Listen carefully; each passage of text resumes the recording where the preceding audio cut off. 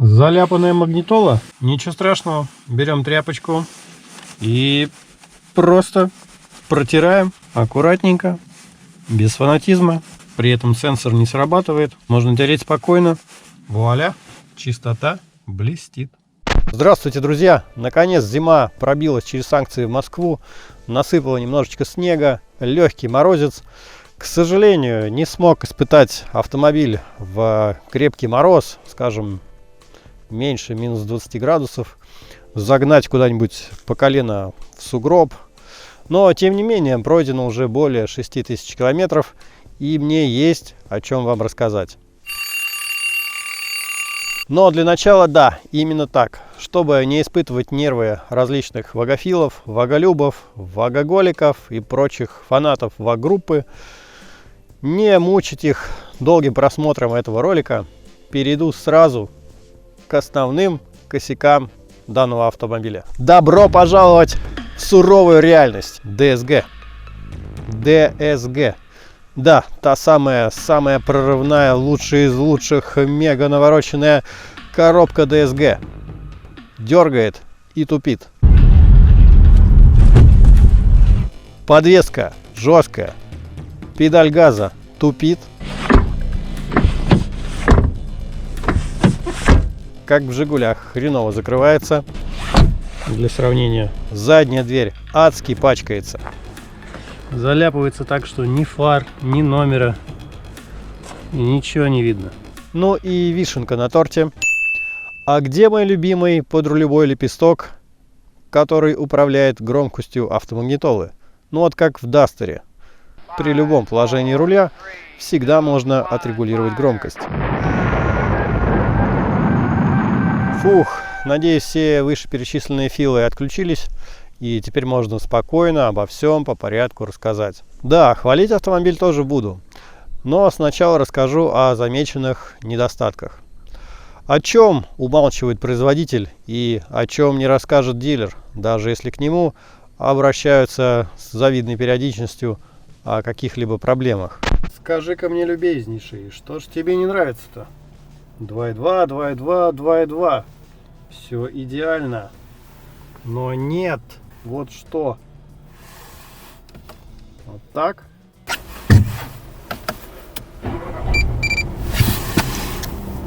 И так не помогает. Многие жалуются на облизание хрома. В некоторых случаях не совсем облизание, а скорее такого сильного запачкивания, что ли. Говорят, виной всему реагент. Датчики парковки. Вот так бывает ситуация, что их залепливает снегом, они замерзают. Здесь покрывается льдом и начинают выдавать ошибку. Не просто на приборке гореть лампочкой, но и пронзительно и громко пиликать. У меня раз случай был, что плюс к этому запачкался еще радарный датчик.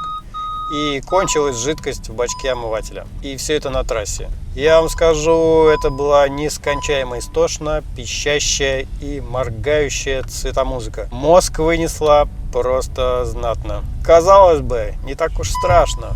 На Жигулях же ездит как-то вообще без всего этого. Я даже не знаю, что безопаснее. По мнению инженеров ВАГ, ты должен сразу остановиться и все исправить. Насколько это безопасно делать на трассе в России? У нас далеко не всегда есть удобная обочина для этого. Помимо этого, датчики еще и тупят периодически. Во дворах, когда разъезжаешься, они начинают орать уже после того, как ты разъехался. То есть, по факту, преграды уже нет, а они орут. Да, понимаю, что, возможно, виной тому грязь, но как бы не мыть же машину через каждые 10 километров пути. Двигатель сам по себе работает достаточно шумно снаружи и чем-то напоминает звук дизеля, хотя у меня вот бензин объемом всего 1,4 литра. И особенно сильно тарахтеть и вибрировать начинает, когда включаешь подогрев стекол и сидений. Но тут, думаю, не стоит сильно беспокоиться, звукоизоляция достаточно хорошая, поэтому в салоне двигатель почти не слышно, ну а вибрации проходят после прогрева. Кстати, очень интересная особенность. Для прогрева коробка переходит практически такой в режим спорт и тянет очень долго первую передачу. Ну, значительно дольше, чем обычно это бывает. И это происходит совсем недолго, то есть буквально до первого переключения в второй передачи и потом не проявляет себя никак.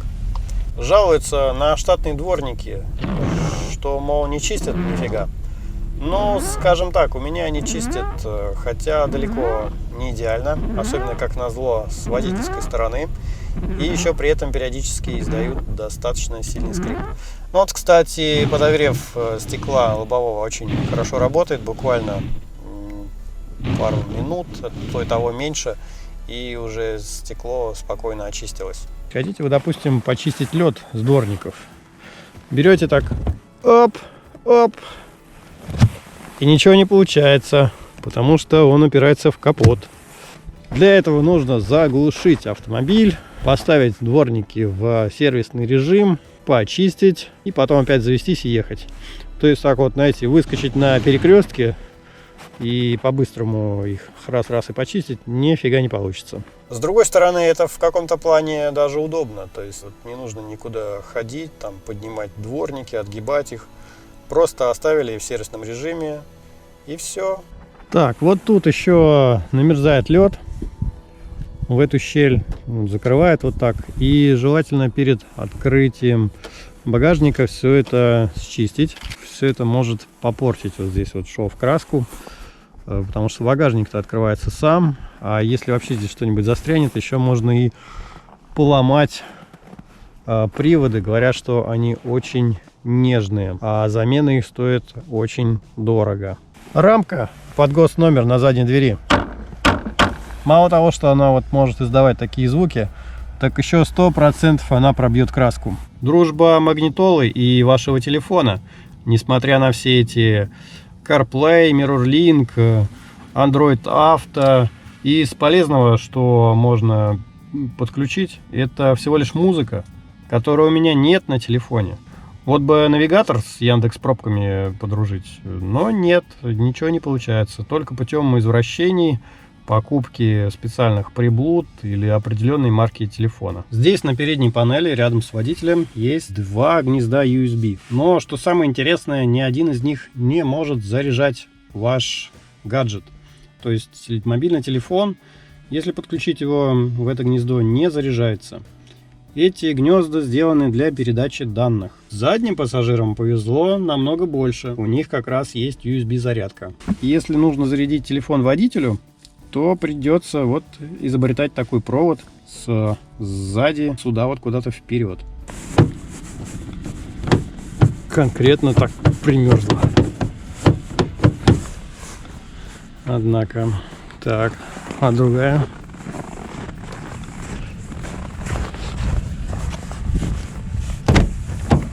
Это нормально.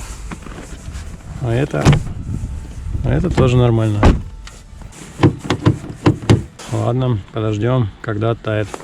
Но все это мелочи, с которыми, в принципе, можно ужиться и смириться.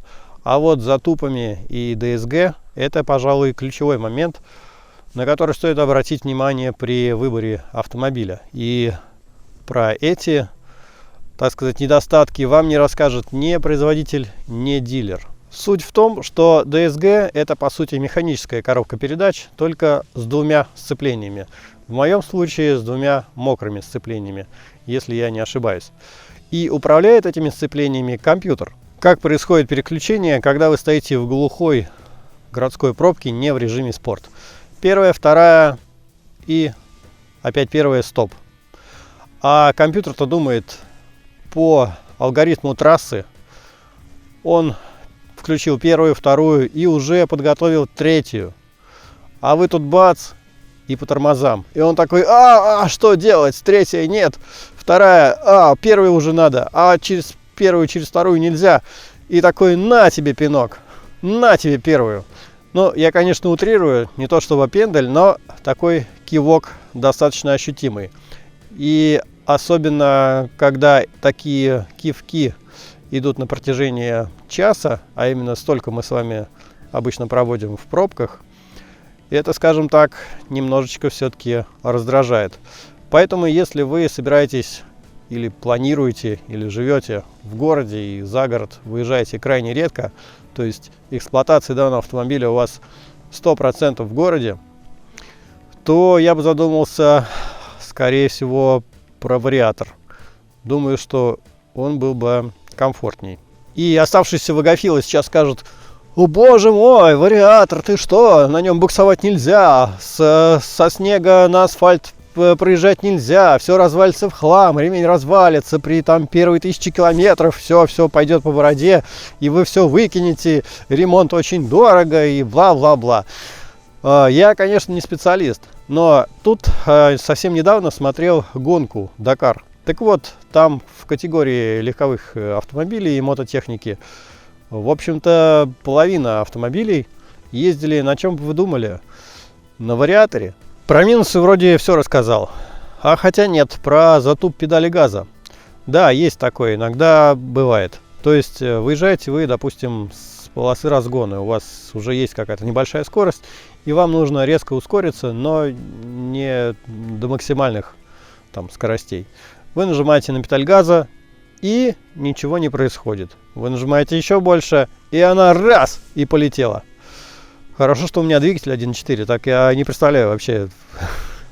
Рывок такой прям смачный будет, просто неожиданный. Говорят, что можно с этим побороться, пошаманив там что-то в прошивке, но я вот пока не готов к этому. И, наконец, перехожу к плюсам. Начну с зимних плюсов.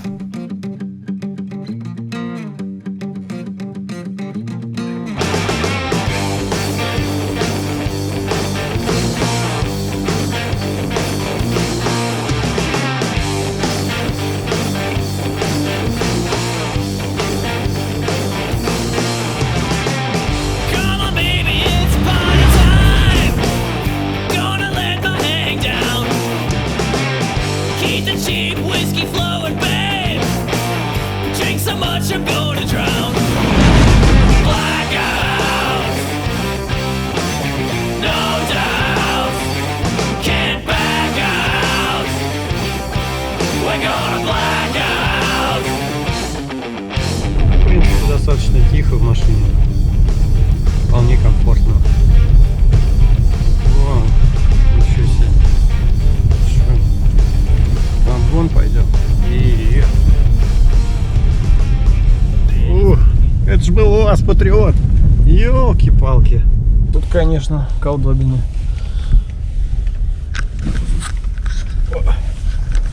Не, ну я бы не сказал, что каждая кочка отдает позвоночник. То есть достаточно тихо. Вот удивительно. Лежачий полицейский с таким грохотом проезжает, а здесь спокойно, хорошо. Загадка.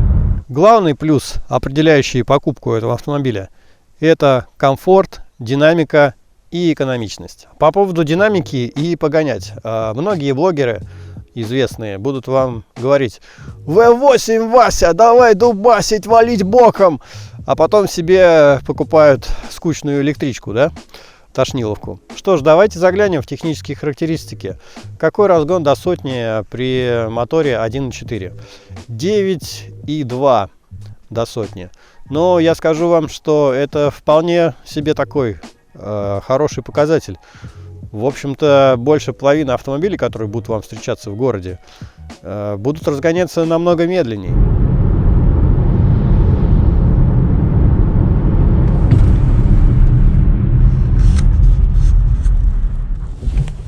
Так что гоняться в городе особого желания нет. Конечно, хочется ракету, так чтобы нажал на газ и сразу улетел. Но в современном трафике, камерах, штрафах, боюсь, что это все будет просто банальный лишний расход топлива. Бампер оффроуд. Но вот он мне пока пригодился только в одном случае. Парковался возле пятерочки магазина и, собственно говоря, совсем даже не расстроился, что бампер имеет скос. Но пока только в этом случае мне пригодился. Снега не было, и на оффроуд я пока тоже не ездил. Да, ура! Штаны теперь не пачкаются. Я даже не вспоминаю про порог. Теперь просто выхожу смело из машины и все. Тепло ли в машине? В мороз минус 10. Да, в принципе, конечно, тепло. Минус 10, что это за мороз? Но других в Москве этой зимой не выдали. По поводу электронных помощников. Не стоит ожидать чуда, физику никто не отменял. На заснеженной трассе нужно быть аккуратным. Волшебного автопилота, конечно же, тут нет. Но в целом едет неплохо. И, в принципе, если найдете безопасное место, можно даже получить эмоции и немножечко пошалить. Машина это позволяет. Чистить снег с крыши вполне легко. Рейлинги невысокие. Снега задерживается не так уж много. Вот тут щель, и тут намерзает лед. Поэтому перед открытием багажника лучше лед, конечно, счистить. Трансформация салона для перевозки, скажем, 3-метровых палочек. Спинка передняя складывается вперед, по крайней мере в моей комплектации. В целом хорошо, перевозить можно. Про задний ряд я уже рассказывал, и моя практика использования подтвердила все преимущества. И удобная высота погрузки. В общем, тут все на высшем уровне. То, что надо. А как используете вы свой автомобиль? Обязательно расскажите об этом в комментариях. Но у меня это выглядит как-то вот так. Сейчас еще одну сумочку положим.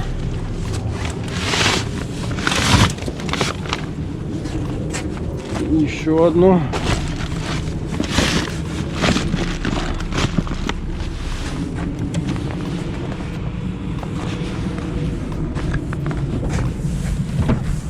И здесь пассажир разместился.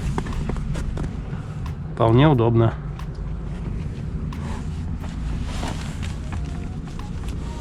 Да нет, все нормально, надеюсь, ничего не поломается. Автоматический свет фар. Да, это удобно. Светят фары хорошо. Когда вы запускаете автомобиль, тут происходит целое светопредставление. Фары как-то там корректируются. В зависимости от того, есть ли у вас сзади пассажир или нет, фокусируется, наводится. И ночью автоматический свет фар работает хорошо.